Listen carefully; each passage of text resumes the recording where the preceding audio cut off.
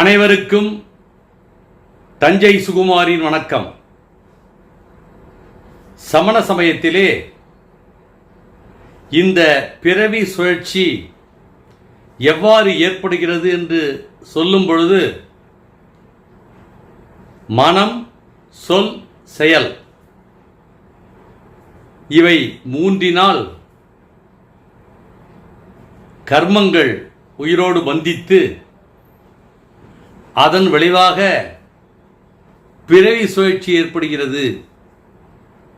எனவே மனம், சொல், செயல் இவற்றிலே நாம் தூய்மையாக இருக்க வேண்டும் என்று சமண சமயம் வலியுறுத்துகிறது. மனதால் கூட சிலருக்கு தீங்கு செய்யக்கூடாது. மனதிலே வஞ்சனை இருக்கக்கூடாது. குரோதம், மானம், மாயை, லோபம் என்று சொல்வார்கள். மனதிலே மாயம் அது இருக்கக்கூடாது. மாயமில் மனத்தராக வேண்டும் என்று மேருமந்திர புராணம் சொல்லுகிறது.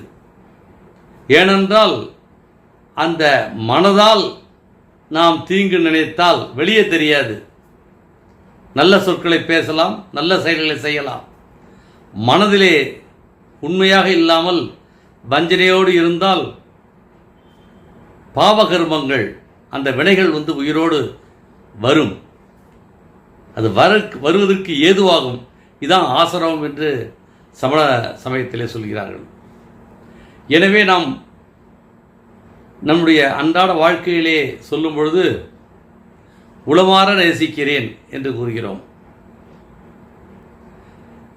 நெஞ்சார்ந்த வாழ்த்துக்கள் என்று சொல்லுகிறோம். ஏனென்றால் அந்த சொல் நல்ல ஆழமான பொருளை தரக்கூடியது. இப்பொழுது கூட இந்த அரசியல் இருக்கக்கூடியவர்கள் பொறுப்பேற்கும் பொழுது உளமாற உறுதியேற்கிறேன், மனசாட்சிப்படி உறுதியேற்கிறேன் என்று கூறுகிறார்கள். சொல்லிட்டு அந்த பொறுப்பை ஏற்றுக்கொள்கிறார்கள். சிலர் அந்த இறை நம்பிக்கை உடையவர்கள் ஆண்டவன் மீது உறுதியாக ஏற்றுக்கொள்கிறேன், கடவுள் மீது உறுதியாக ஏற்றுக்கொள்கிறேன், இறைவன் பெயரால் ஏற்றுக்கொள்கிறேன். அது அவர்கள் விருப்பம். அந்த விமர்சனம் செய்ய நான் விரும்பவில்லை. இவ்வாறு சொல்கிறார்கள். இந்த உளமாற என்ற சொல்லுக்கு ஒரு அரசியல் வரலாறு இருக்கு. அதாவது பிரிட்டிஷ் நாடாளுமன்றத்தில் பிராட் லா என்ற சார்லஸ் பிராட் லா என்ற ஒரு அரசியல்வாதி பிரிட்டன் பாராளுமன்றத்துக்கு தேர்ந்தெடுக்கப்படுகிறார். அவர் ஒரு சமூக திருத்தவாதி, ஒரு பகுத்தறிவாதி. அந்த பிரிட்டிஷ் நாடாளுமன்றத்தில் என்ன மரபுன்னா, இறைவனின் பெயரால் எல்லாம் உறுதியேற்பது மரபு. ஆனால் இவர் மட்டும் நான் மனசாட்சிப்படி உளமாற உறுதியேற்க விரும்புகிறேன் என்று கூறுகிறார். ஆனால் அப்பொழுது ஏற்றுக்கொள்ளப்படவில்லை. 3 முறை அவரால் பதவியேற்பு செய்ய முடியவில்லை. அவர் மிக வருத்தத்தோடு போராடினார்.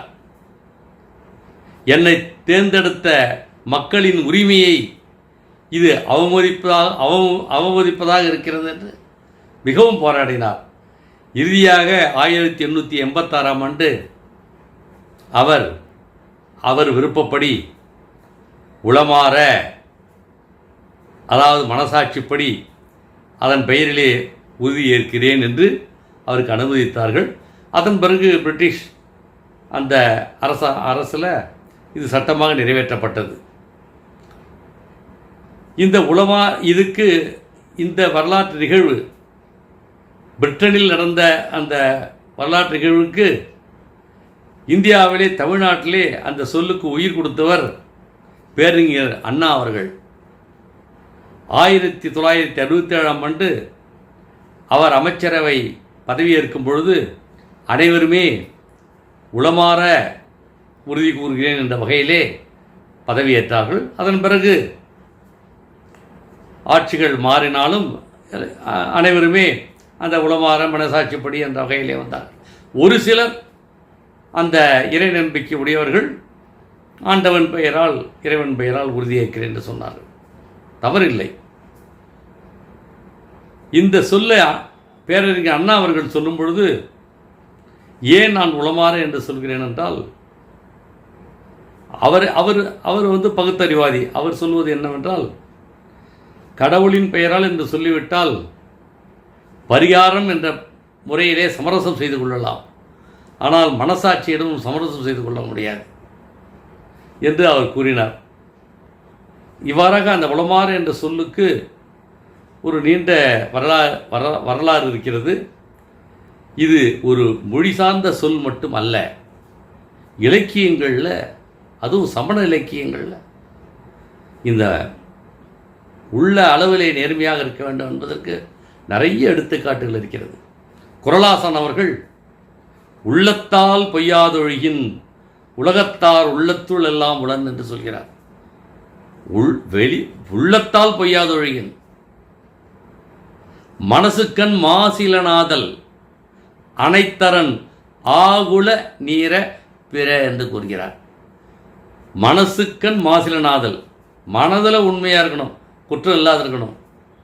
மனத்துக்கண் மாசிலனாதல் அனைத்தரன், அரண் அனைத்து, அரண் அரண்றது அதுதான், அவ்வளவே. பிற மற்றவையெல்லாம் ஆகுல நீர, நீர என்றால் தன்மையுடையது, ஆகுல என்றால் ஆறாவாரம் என்ற தன்மையுடையது. மனத்துக்கண் மாசிலனாதல் அனைத்தரன் ஆகுல நீர பெற என்றால் மனதிலே குற்றமில்லாமல் நேர்மையாக இருப்பது அவ்வளவே அறம், மற்றவையெல்லாம் ஆறாவாரத்தன்மையுடையவை என்று கூறுகிறார். அறநெறிச்சாரத்திலே மிக அழகாக சொல்லப்படுகிறது. உள் தூய்மை பெற்றதே அவ்வாயதாக அறம் என்று ஒரு சொற்றொடர் அறநெறிச்சாரத்தில் வருகிறது. உள் தூய்மை பெற்றதே அவ்வாயதாக அறம். அதான் அறம். மனசில் நீ தூய்மையாக இருக்கணும், அதுதான் அறம். உள்ளத்தில் ஒரு பொய்மை, வெளியே 1000 செஞ்சு உள்ளத்தில் ஒரு பொய்மை இருந்து உள்ளத்தால் தீமை நினைச்சா கூட அது வினைக்கட்டு காரணம். அதுக்கு தான் யசோதர காவியம். மனதால் கொலை பண்ணணும்னு நினச்சாங்க, பெரிய கொலை பண்ணிடல. யசோதர காவியத்தில் இருக்கக்கூடிய அந்த கதாபாத்திரங்கள் மனதால் நினச்சது பாவனை கொலை என்று கருதப்பட்டு பல பிறவிகள் அவர்கள் தொடர்ந்தார்கள். இது இவ்வாறாக இலக்கியத்திலே, அதுவும் குறிப்பாக சமண இலக்கியத்திலே உண்மையாக இருக்கணும், உள்ளத்தில் உண்மையாக இருக்கணும். அன்புடைமைன்னா சாதாரணமாக அன்பு செலுத்தலாம், உண்மையான அன்புடையன்னா உள்ளத்தில் அன்புடையாக இருக்கணும். நற்காட்சியின் உறுப்பில் அது ஒன்று. உண்மையாக அன்புடைமை எனப்படுவது நற்காட்சியின் உறுப்புல ஒன்றாக கருதப்படுகிறது. எனவே இந்த மன அளவிலே நாம் நேர்மையாக இருக்க வேண்டும். எனவேதான் அந்த உளமாற மனசாட்சி என்று வாழ்க்கையிலே பயன்படுத்துகிறார்கள். உளமாற நேசிக்கிறேன், மனசாட்சிப்படி நடந்து கொள்கிறேன் என்று சொல்கிறார்கள். இது தூய்மையாக இருந்தால்தான் பாவ ஆசிரமம் வராமல் இருக்கும். எனவே மன அளவிலே நாம் தூய்மையாக இருக்க வேண்டும்.